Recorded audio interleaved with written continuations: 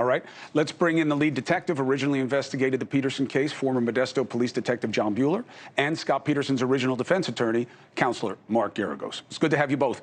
It would be different, Mr. Buehler, if you knew about this van and hid that from the defense, but by all indications, this would be new information to you as well. What do you make of this van with the alleged human blood stain? Chris, it is new information to me. I hadn't heard anything about this before, and if we missed it, that's on us. There's always a possibility we can miss things, and we do, but that's what the system is designed for. You get an attorney like Mark Geragos, who had a spectacular staff, and they were able to find great things throughout the case that helped them put their side of the case together. A couple of things I have concern about when it comes to this is, like you said earlier in the broadcast, why is this now? Where was this for the last 20 years? I've seen a lot of blood over the years, and pretty tough for me just looking at it to be able to tell the difference between human blood and animal blood. I don't know how, some people maybe can do that, but I can't. But the more important thing is, was it preserved? Did they cut out parts of the fabric? Did they dry it properly? Did they avoid cross-contamination? Did they package it properly and freeze it so it could be DNA tested at this time? My feeling is, and I'm sure Mark's feeling is the same thing, test it. Let's see what we got there. I got that. I feel we got the right guy. It's interesting. Mark Geragos introduced a term to us that I know from my personal life. I rarely hear it professionally, which is where he's always felt in his gut that Peterson is not good for this case. That it's just he's not the guy who would have done this. You feel the opposite. Why?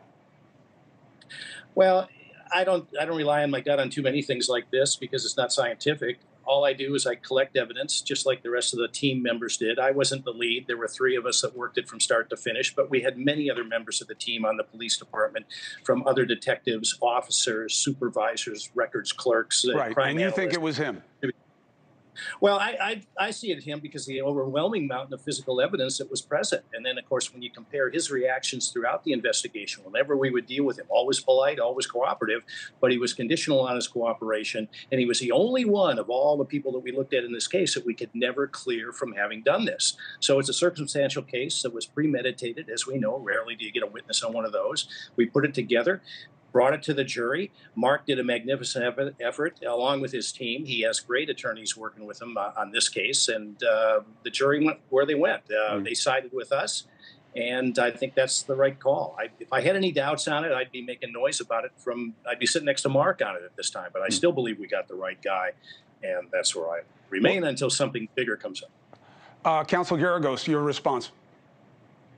Yes, look, I have always felt I normally do go. I have just the opposite of his reaction. I do tend to go on my gut. I mean, having done this now for longer than I care to admit, I think I've got a pretty good indication of when somebody, as you just said, is good for it or not. I've never for a minute thought that Scott had the capability or the motivation to do this. I lived this. I was the lead trial lawyer here. I think at one point, I wouldn't say now that I've got instantaneous recall, but I would say at one point, I think I knew the evidence as well as anybody. And I will tell you, I never thought that there was physical evidence that connected Scott to this. I don't think that the prosecution's theory could tell you what time this happened. I mean, remember, we started this case